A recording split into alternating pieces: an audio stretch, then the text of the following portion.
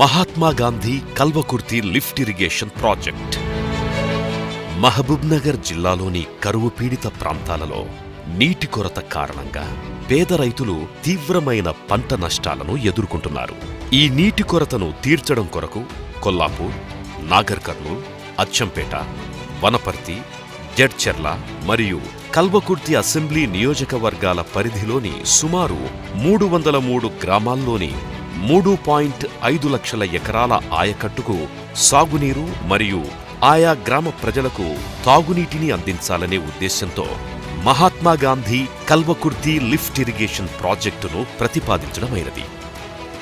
కొల్లాపూర్ మండలంలోని ఎల్లూరు గ్రామం దగ్గర రేగుమానుగడ్డ వద్ద శ్రీశైలం రిజర్వాయర్ నుంచి 3 దశలలో 258 మీటర్ల ఎత్తుకు 4000 క్యూసెక్కుల నీరు లిఫ్ట్ చేయబడుతుంది.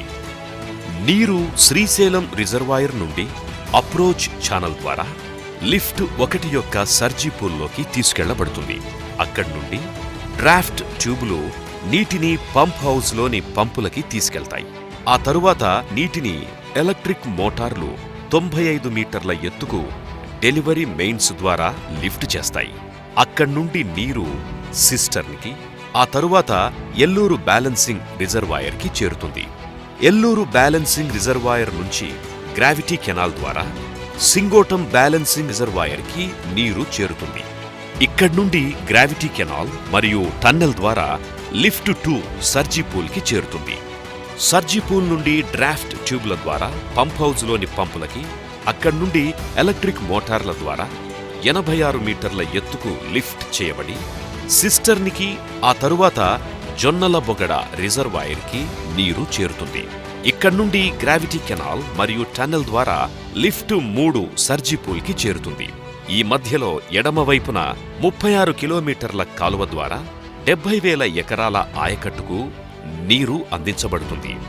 సర్జీపూల్ నుంచి డ్రాఫ్ట్ ట్యూబ్ల ద్వారా పంప్ హౌజులోని పంపులకు, అక్కడి నుండి ఎలక్ట్రిక్ మోటార్ల ద్వారా 117 మీటర్ల ఎత్తుకి డెలివరీ మెయిన్స్ ద్వారా లిఫ్ట్ చేయబడి సిస్టర్నికి, ఆ తరువాత గుడిపల్లి బ్యాలెన్సింగ్ రిజర్వాయర్కి నీరు చేరుతుంది.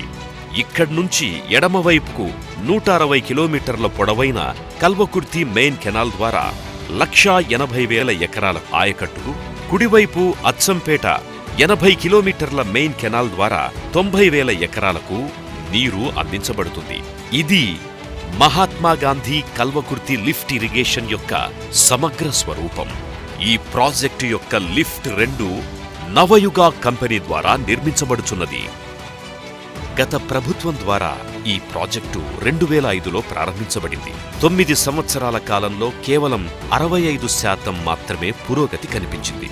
ప్రస్తుత తెలంగాణ ప్రభుత్వం అధికారంలోకి వచ్చిన తరువాత గౌరవ ముఖ్యమంత్రి శ్రీ కె చంద్రశేఖరరావు గారి యొక్క సమర్థవంతమైన నాయకత్వం కింద తెలంగాణ ప్రభుత్వ ఇరిగేషన్, మార్కెటింగ్ మరియు లెజిస్లేటివ్ వ్యవహారాల గౌరవ మంత్రి శ్రీ హరీష్ రావు గారి నిరంతర పర్యవేక్షణ, పట్టుదల పనులు వేగవంతం కావడానికి కేవలం 2 సంవత్సరాల కాలంలోనే అద్భుతమైన పురోగతితో సుమారు 30% పనులు పూర్తి చేయబడినవి. కేవలం 5% పనులు మినహా ఈ ప్రాజెక్టు దాదాపుగా పూర్తి కావచ్చింది.